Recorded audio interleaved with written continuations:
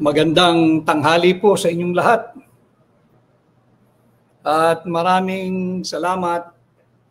Hihingi po muli tayo ng inyong pahintulot na samahan ko po kayo habang kayo po ay nanananghalian. Ngayon po ay araw ng Thursday, August 21, 2025.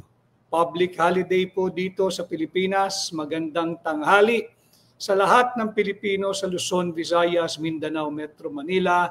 Magandang araw sa lahat ng Pilipino saan man po kayong panig ng mundo.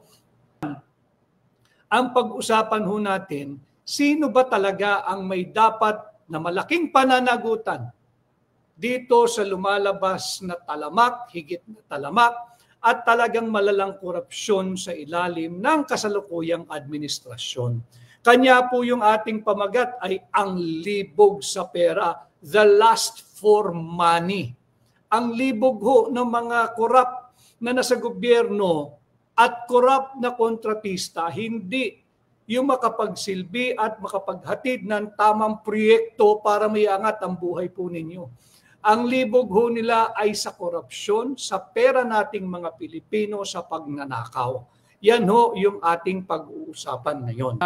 Eloy, watching from Davao City. Yung Davao City, by the way, Davao City, speaking of Davao City, yung ating pong mga kababayan, alam ko naghahanda na kayo yung nasa ibang bahagi po ng Mindanao. Sana ay suportahan po nyo. Bukas po ito. 5 buwan, isang sigaw, free Duterte, free Tatay Digong. Bukas po iyan, magsisimula ng alas 5 sa Davao City. Yung mga nasa Davao, yung mga karatig lugar, suportahan po ninyo. Iparinig natin ang ating nagkakaisang tinig. Palayain ang taong wala namang kaso. Palayain ang taong wala namang kasalanan. Palayain ang taong mahal na Pilipino. Palayain yung ating dating Pangulo na binastos ni Vice Ganda. Tuloy-tuloy ang ating pag-boycott sa taong yan. Pati sa McDonald's, hanggat di sila humihingi ng public apology or distancing themselves from this fellow named Vice Ganda na binastos si Tatay Digong. But kung i-issue ka ng public apology, welcome ka sa Davao City bukas, kasamahan pa kita kung gusto mo. Pero hanggat hindi ka humihingi ng totoo at sinserong dispensa, i-boycott natin ang nambastos kay Tatay Digong na ang pangalan lumilingon sa palayaw na Vice Ganda, pati na ang McDonald's, mga taga Davao, wag ho kayong mag-McDonald's, McDonald's po kayo, mag-Jollibee, mag-Andox, mag-Waxis po muna kayo dyan. Ngayong araw, ang libog sa pera. Kung mapapansin po nyo, lagay natin sa tamang konteksto at tila inililihis ng mga puwersa, malalakas na puwersa, yung direksyon at naratibo. Kung bakit ba tayo umabot sa bilyon-bilyon, daan-bilyon, trilyong pisong korupsyon dulot ng flood control projects. Huwag lang din po yung proyekto. Huwag lang din po natin tingnan yung libog ng mga magnanakaw sa gobyerno sa pera nating mga Pilipino. Tingnan din natin yung hindi na po makwentang halaga ng mga ari-arian na nasira at nasasalanta paulit-ulit pagka mayroong habagat, pagka mayroong bagyo, higit pa pag nagsanib ang habagat at bagyo o ordinaryong ulan. Tingnan ho ninyo yung mga kasangkapang nasira, bahay, pananim, yung mga nagkasakit, whether ordinary flu o leptospirosis o pneumonia, hindi pa po yan kasama doon sa trilyong piso na. Almost 2 trillion pesos kung isang dekada nating susumahin. But under the present administration, 550 billion pesos. Di ba binida ng kasalukuyang Pangulo ni Bongbong Marcos ni BBM noong 2024 that under his watch, dahil wala ho silang mai-report, walang accomplishment. Gumawa ngayon ng phantom accomplishment. Ibinida niya, on record ito dito sa Tinig Mais, on record yung mga ating citation. during the SONA, napakahalaga po ng SONA. Bakit? State of the Nation. Ito po ay annual reporting ng kung sino mang pangulo kung ano na ang estado ng ating bansa. Ano na ang estado ng kanyang pamumuno. Kaya ito dapat honest to goodness, full of transparency and truthfulness. Hindi po pwedeng okasyon ito para patuloy mong budulin ang sambayan ng Pilipino. Nakita po natin noong 2024. Much to his dismay. Pagkatapos ipahayag, ipagyabang with full conviction na 5,500 flood control projects na ang nagawa sa kanyang administrasyon na 3 taon pa lamang, finak-check siya ng habagat at baha.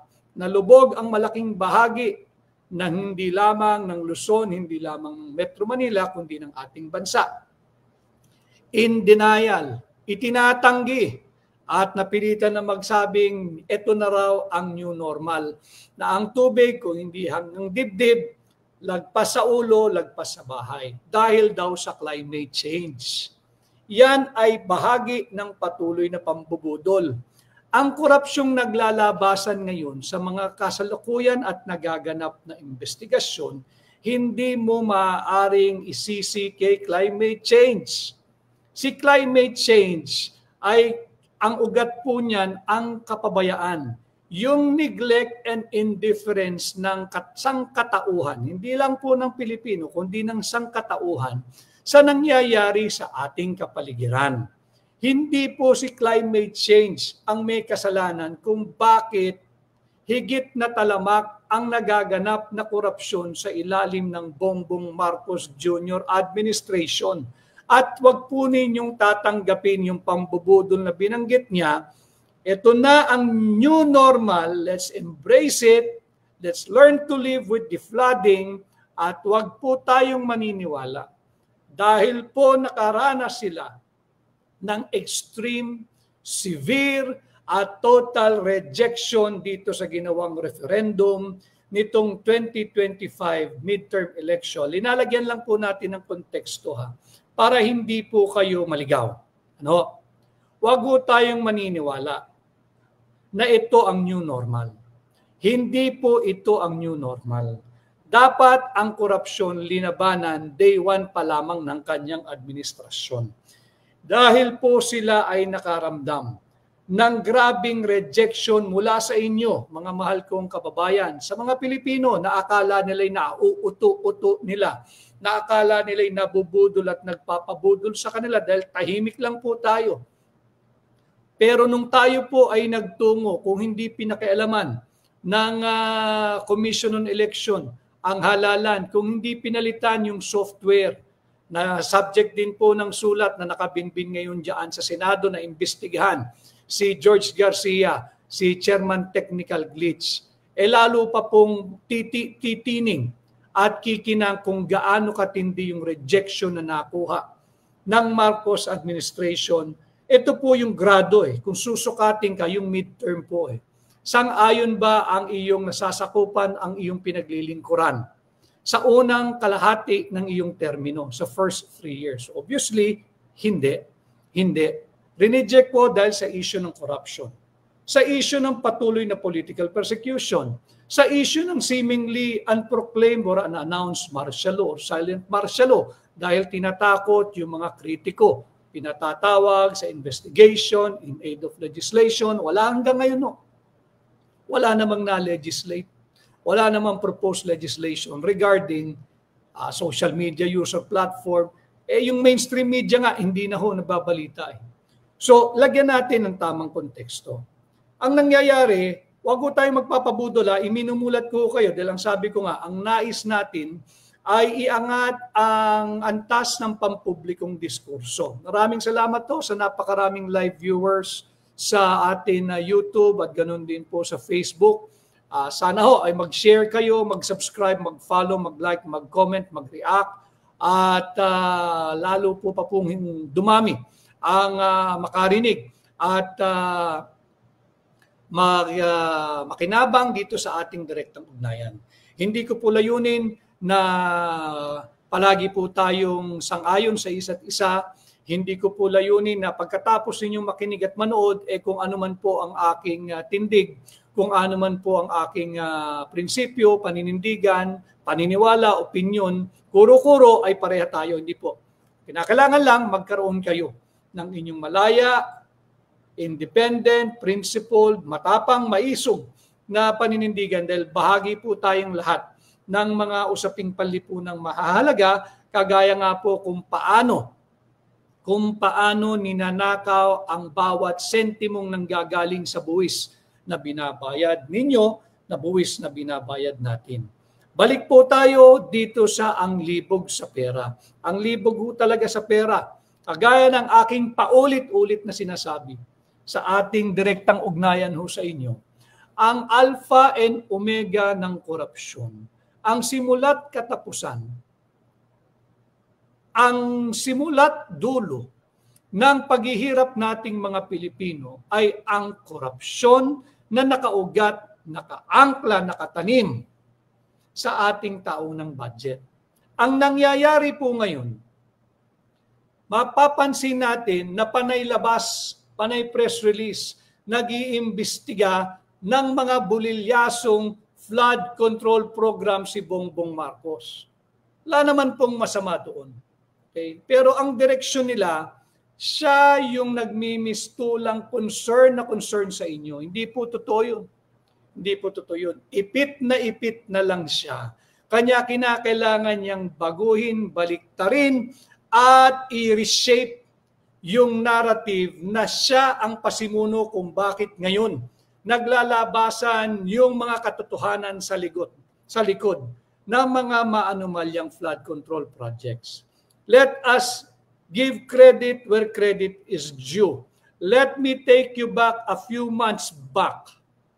Hindi ho ba si Pangulong Duterte ang unang nagpakita ng maanumalyang bicameral conference committee report nitong 2025? Ito po yung naging basihan ng pagpasa ni Bongbong Marcos nitong napaka-maanumalya, mabahong 2025 national budget.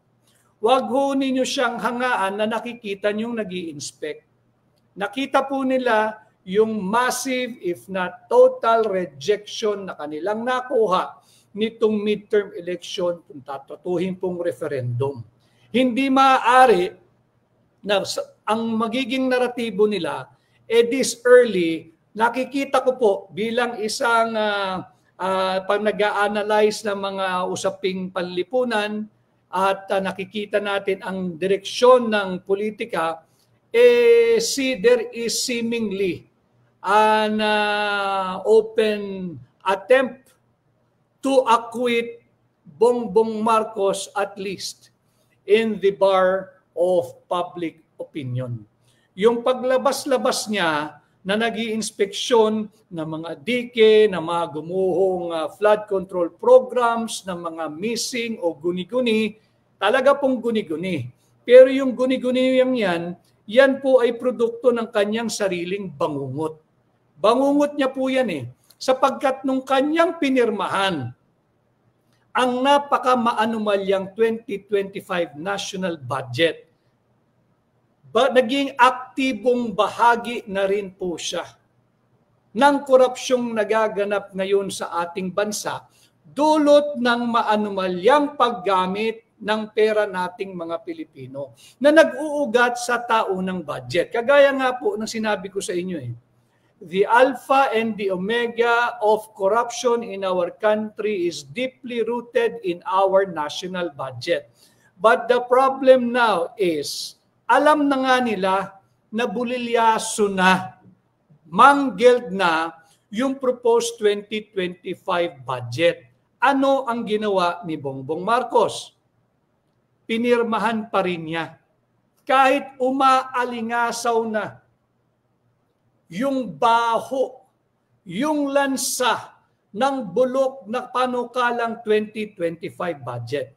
Hindi po tayo dito nagfo-fault finding, hindi po. Meron po tayong basihan. Pakikita ko po sa inyo para magbalik tanaw po tayo. Ito po yun hindi ba? Screenshot nyo po para may sarili kayong kopya.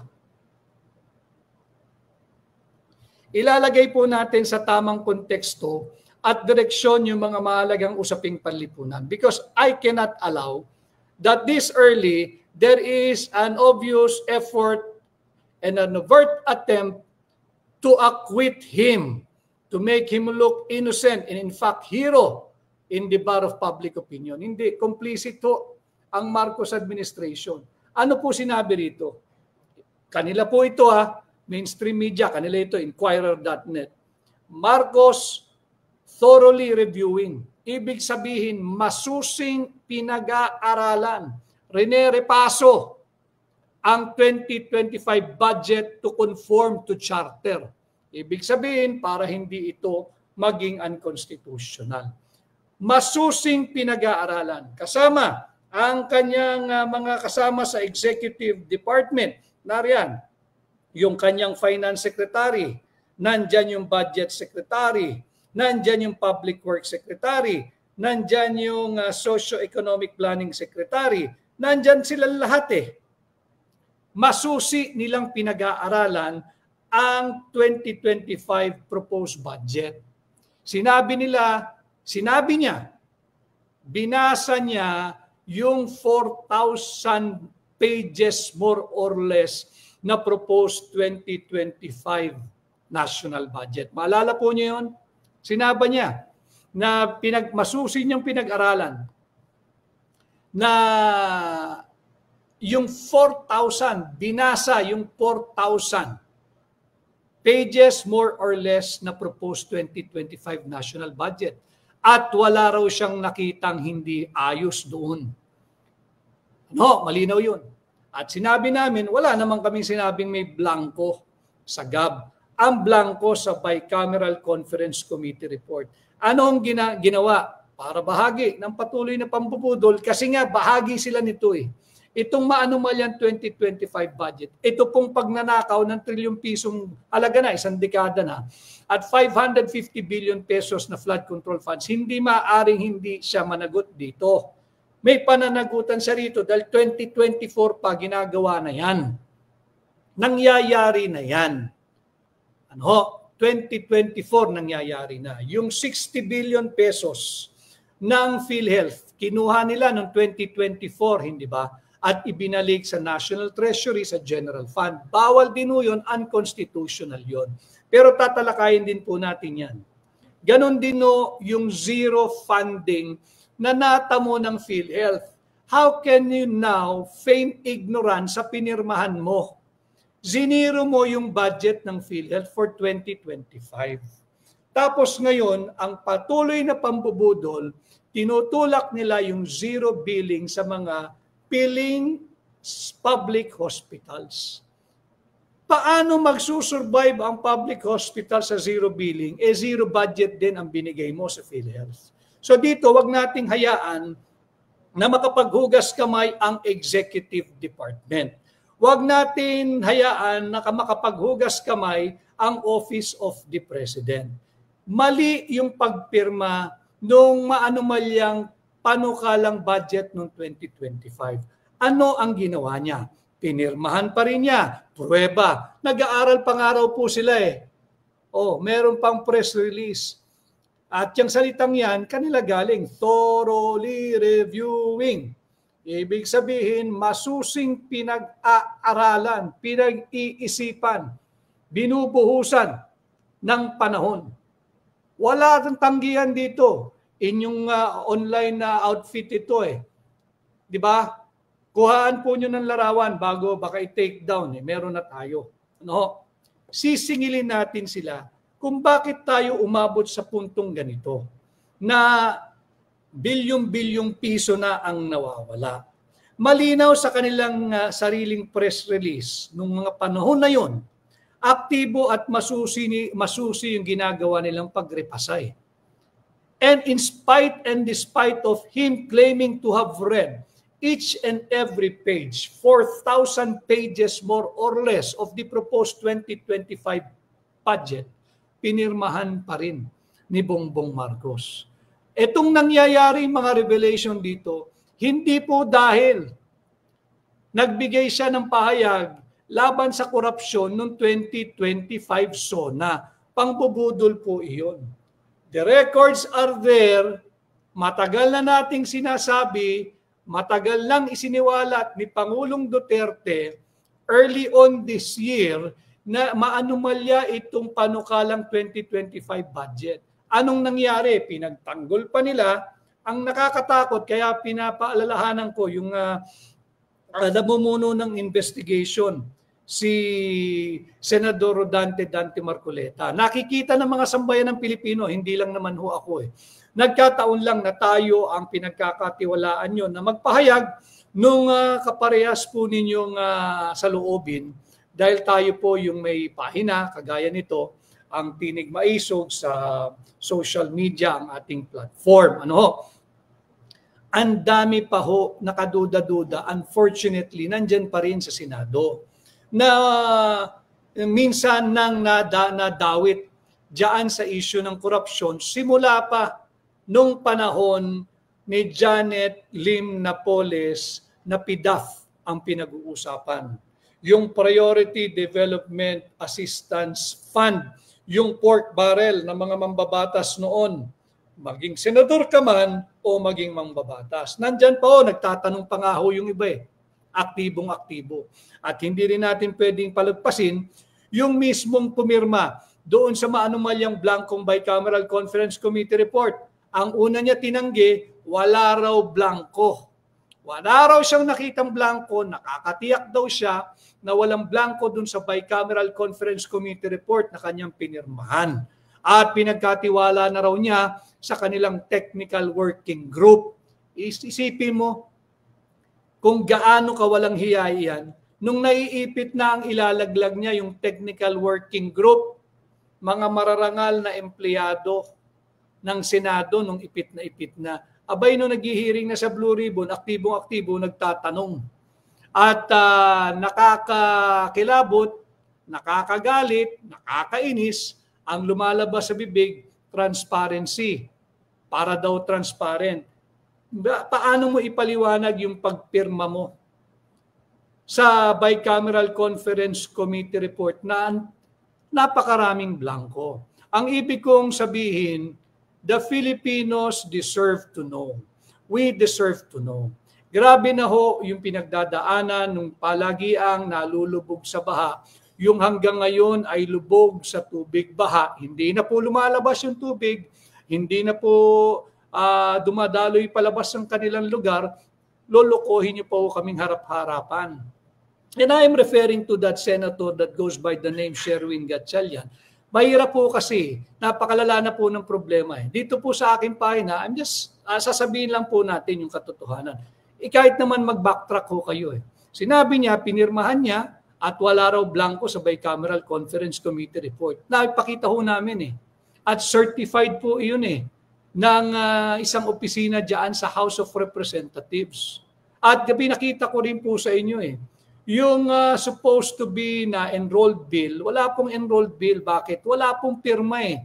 Nung Secretary General, nung Senate Secretary, nung Speaker of the House of Representatives at nung Presidente ng Senado.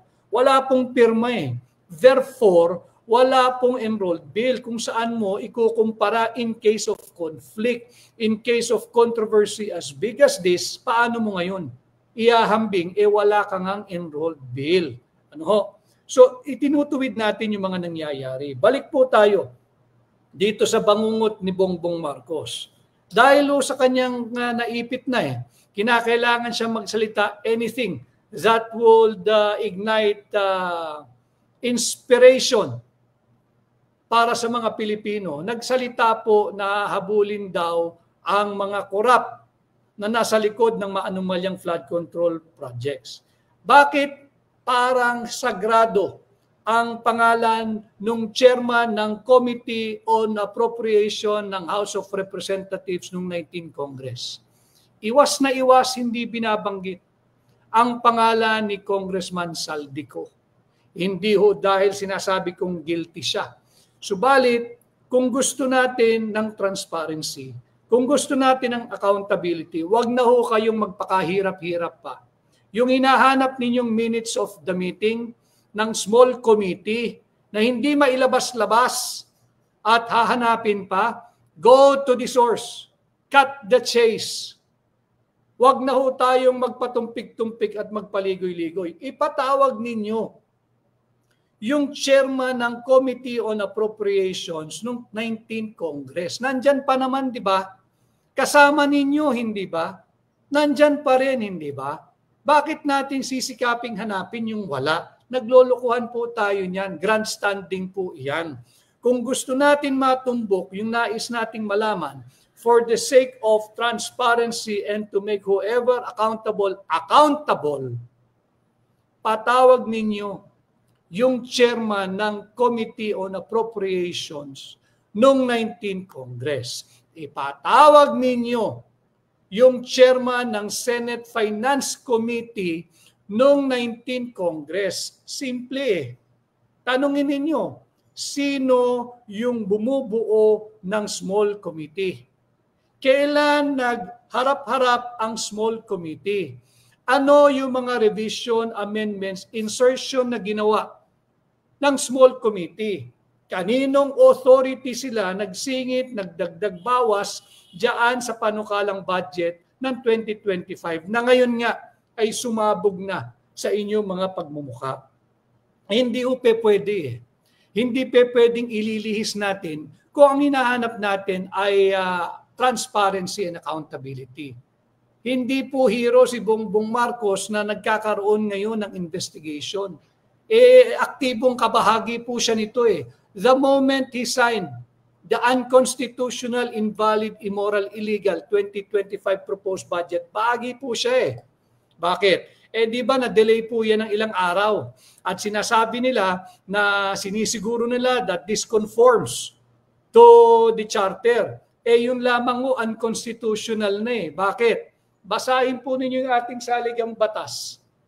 Lahat po ng appropriation measure shall emanate to the exclusion of all other agency or instrumentality of the government from the House of Representatives sa Kongreso. Wala hong gagawing iba ang Executive Department kung may nakita sila na labag sa batas kung hindi i-veto ito. At magkaroon tayo ng re-enacted budget at least for the first quarter of the year. Kaya naman hong ipagtanggol yun eh. Defensible po yun eh on the part of the executive sana. Kanya lang, aktibo nga po silang bahagi. In effect, complicit sila. They cannot now feign ignorance na wala silang nalalaman dito sa mga nagpuputukan ngayon na bilyon-bilyong piso halaga ng flood control funds na naubos lamang sa korupsyon at nariyan pa rin ang baha. 1.4 billion pesos per day para sa flood control. Ang dali naman ho nito eh. Kung tayo talaga ay lalabanan at hindi tayo magpapabudol, let me take you back again kasi ito recent memory eh. Tandaan nun ninyo nung nagkaroon ng special audit ang Commission on Audit, yung COA, nung panahon po ni dating Pangulong Noynoy Aquino. Nung pumutok yung PDAF scam, nung taging tanyag na tanyag si Mrs. Janet Lim Napoles na ngayon po ay nakapiit at suffering from the penalty she got from her conviction. Nagkaroon ng special audit. Hinanap po nila at marami namang nakasuhan. May mga senador pang nakulong at mayroong mga senador na alam ko may mga kaso pa rin. Maraming nadawit, mga pangalan din ng senador at kung sino-sino yung kanilang mga bagman. Unfortunately, aktibo pa nga po yung iba. Nagtatanong pa nga sa investigation na ginagawa ni Senador Dante Marcoleta. Kaya kay Senador Dante Marcoleta, nasa likod mo ang sambayan ng Pilipino, huwag ka sanang magpapadala sa mga ito, labanan natin ang pambubudol na sa likod mo, ang sambayan ng Pilipino. So, bahagi ang Malacanang sa korupsyon at anomalya. Malinaw po yun. Sapagkat imbis na vinito yung maanomalyang 2025 national budget, bigay hilig po sa luho at kapritsyo ng mga mambabatas. Nandyan yung AKAP, nandyan yung AIX, nandyan yung kung ano-anong ayuda. Pinirmahan. Ito naman mga mambabatas, syempre giliw na giliw. Tuloy ang ligaya. Tuloy ang ligaya ng mga mamahaling designer bag. Yung mga Hermes. Kamusta po kayo dyan sa Marikina? Nabawasan ba ang baha? Di ba? Yung mga mamahaling relos, yung magagara at mamahaling sports car. Galing po yan sa katas ng flood control funds.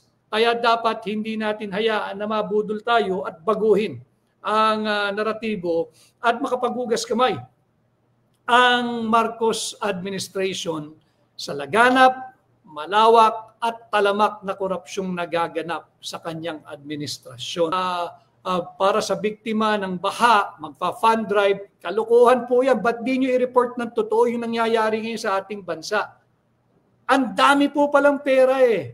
Hindi pala natin kinakailangan magkaroon ng fund drive. Basta't ginagamit sa tama yung trilyong pisong halaga na nauuwi lamang sa bulsa ng iilang korap na politiko.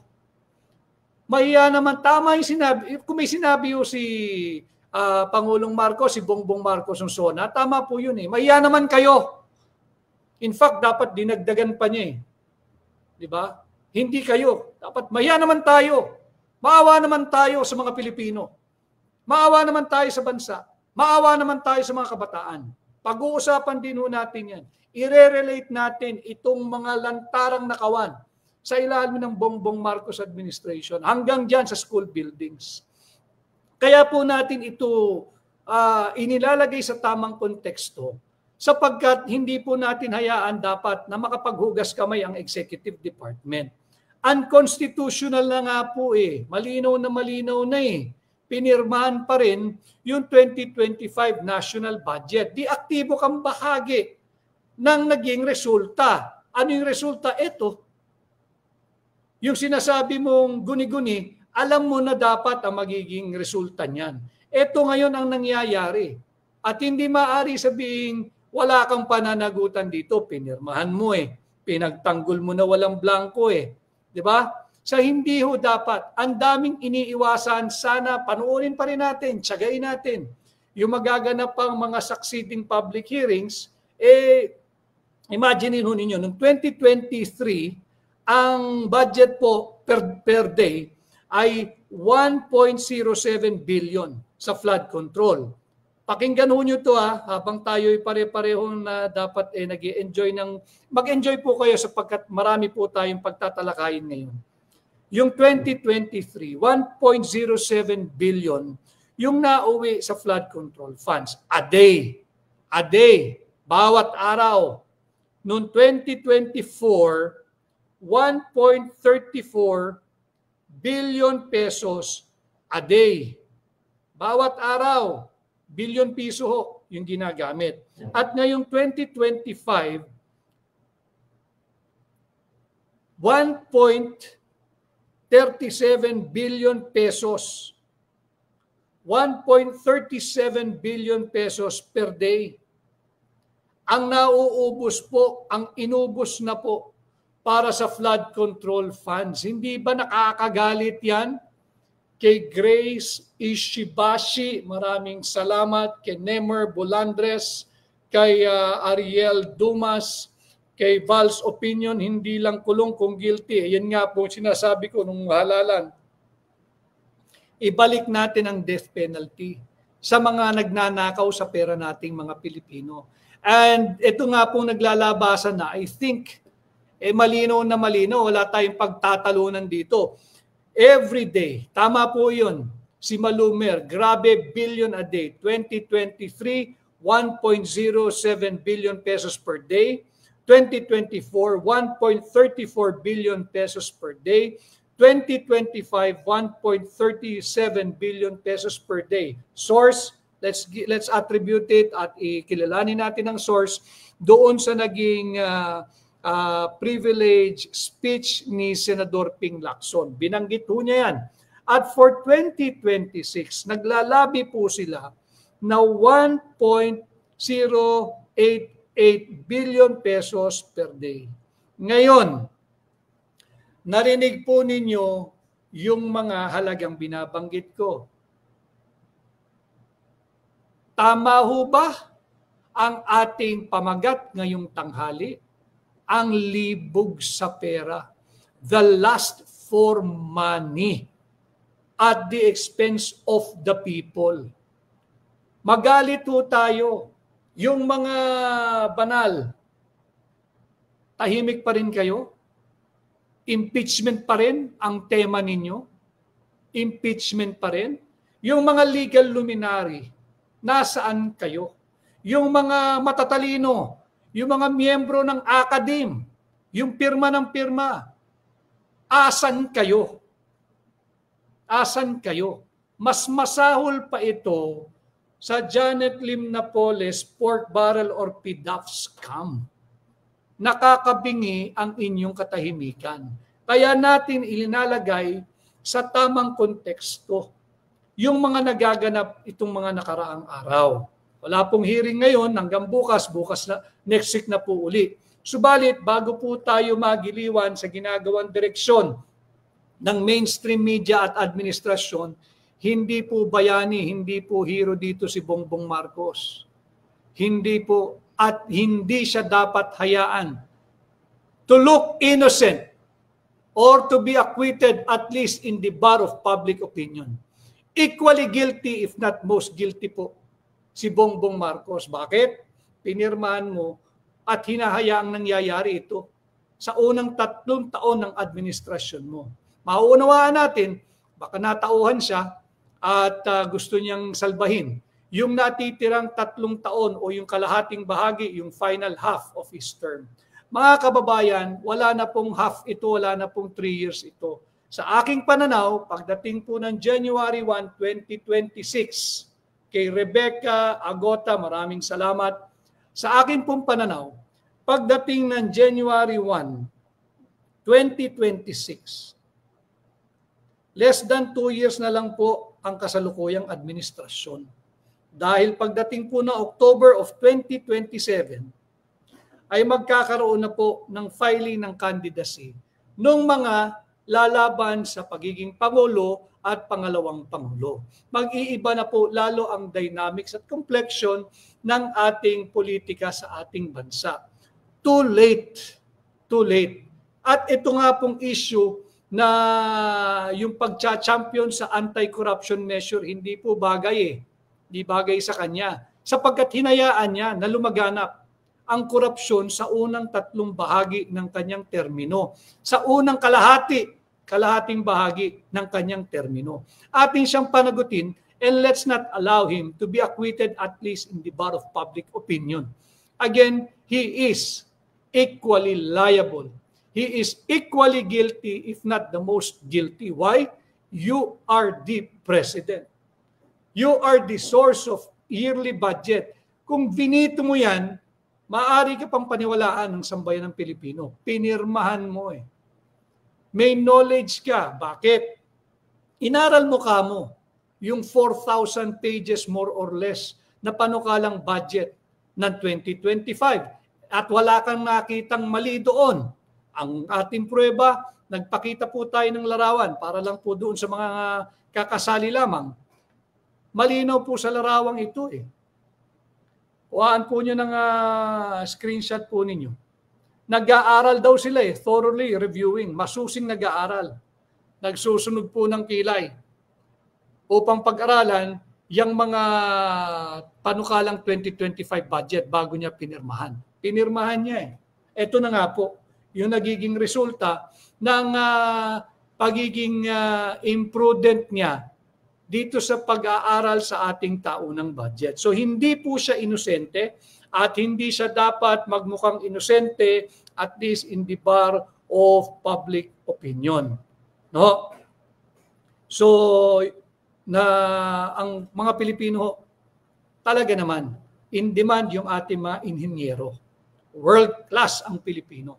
Kanya lamang dito sa Pilipinas, nasa salaula yung napakagandang profesyon na engineer, yung mga engineer po natin, yung mga inhinyero. Napipilitan, natatakot, they want to keep their job, pumipikit na lamang, yan kasi ang kalakaran. So nakita natin, pinasok na ng isang organisadong grupo na ang galaw tila sindikato, ang gobyerno. Ano ho? Dahil lumulusot paano lumulusot ito? Paano lumulusot ito? Hindi naman pwede na yung sekretaryo o kalihim ng DPWH na si Secretary Manny Bonoan lamang ang ipapako natin sa krus dito. Hindi naman pwede yung kanyang mga USEC lamang. Hindi naman pwede na yung mga regional directors at district engineers lamang. Hindi pwedeng sila lang. We also have to go to the source. Yung sinasabi ho ng naging pahayag kahapon ni Senador Ping Lacson. Sino yung funder? Sino yung project proponent? Matetrace naman yan Hindi naman pwedeng putok sa buho yung halagang yan. Bilyon-bilyon piso yan Ibig mong sabihin, isang araw may pondo na lang yung distrito mo. At lalagay na lang ng kongresista, ito yung project natin, ito yung project ko, akong nasa likod niyan. At ngayong nagkakabuluhol-buhol na, nagkakahetot-hetot na dahil sa libog ninyo sa pera, huhugas kamay din kayo parang executive department. Kanya sana ay hindi po mauwi sa nowhere itong mga nagaganap na investigation. Masyado pong mataas ang hope, ang aspiration ng sambayan ng Pilipino. At least, sa namamuno sa Blue Ribbon kay Senador Dante Marcoleta, sana wala kang iwasan. Sana wala kang pangilagan. At nasa likod mo ang sambayan ng Pilipino. At sana ay hindi ka ma-overpower nung mga kasali din sa mga PIDAF nung araw And I am sure nakinabang sila sa ngayon. Yung DE Henry Alcantara, hindi natin sinasabing walang pananagutan ang mga officials and executive of the Department of Public Works and Highways. Yung District Engineer Henry Alcantara, saan ka ba naman na prinomote pa Prinomote pa Rinicol lang. Pero prinomote siya From District Engineer, ginawang Assistant Regional Director. Bay mantakin mo, siksik, liglig, umaapaw, lumalabas na sa tenga't ilong niya yung nangyaganap na korupsyon dyan. Sa First Engineering District ng Bulacan, prinomote pa. Yung segunda niya, yung Bryce Hernandez, ngayon ng DE. Kagaya niyan, ang dali-dali niyang go to the source. Go to the source. And I hope, as I have said, this investigation will lead us to nowhere. I hope not. You have to name names. You have to name names for the sake of our country. You have to name names for the benefit of the Filipino youth. Maawa kayo sa ating bansa. You have to name names for the sake of our people. Maawa kayo sa ating mga Pilipino, sa ating mga nagpapakakuba sa ibang bansa, yung ating mga overseas Filipino workers, yung ating mga Filipino migrants. Maawa ho kayo sa kanila. You have to name names at maging honest to goodness ang gawin ninyong investigasyon. Huwag tayong papagapi, huwag tayong papatalo, huwag tayong papa-impluensya. At